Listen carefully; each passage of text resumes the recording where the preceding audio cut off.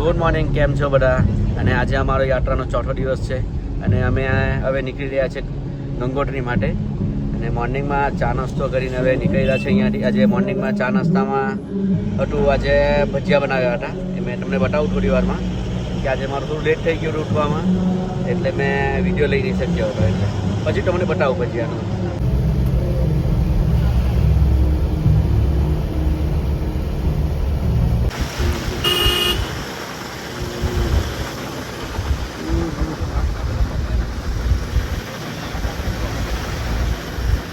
આજે તમે રસ્તો જોઈ રહ્યા છો ને, એ એકદમ પતલો રસ્તો છે. અહીંયાથી મતલબ બે ગાડી બી જવી હોય ને તો બહુ મુશ્કેલ થાય.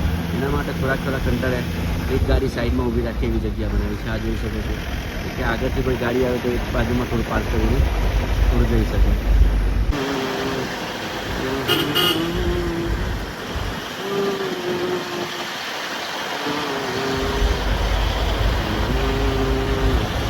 અહીંયા અમે લીંબુ શરબત માટે ઉભેલા છે. લીંબુ શરબત પીવા આનું અહીંયાનું તમે લીંબુ જો કેટલું મોટું છે. અહીંયા ચા નાસ્તો બધું મળે છે. અહીંયા બસ રજીસ્ટ્રેશન કરવા માટે ઊભી રહ્યા, રજીસ્ટ્રેશન ચેક કરવા માટે અને ગ્રીન કાર્ડ ચેક કરવા માટે ગાડીનું. ને બસ હવે અહીંયાથી નીકળી રહ્યા છે. ગંગોત્રી ધામ પહોંચ્યા છે હમણાં અને 6 વાગી ગયા છે. અહીંયાથી નીચે જ અમારું 1-1.5 કલાક નીચે હોટલ રાખી છે અને અહીંયાથી દર્શન કરીને ત્યાં નીકળી જશું. ત્યાં જમવાની તૈયારી થઈ જશે કે મહારાજને ત્યાં જ ઉતારીને આવી ગયા છે સામાન બધું.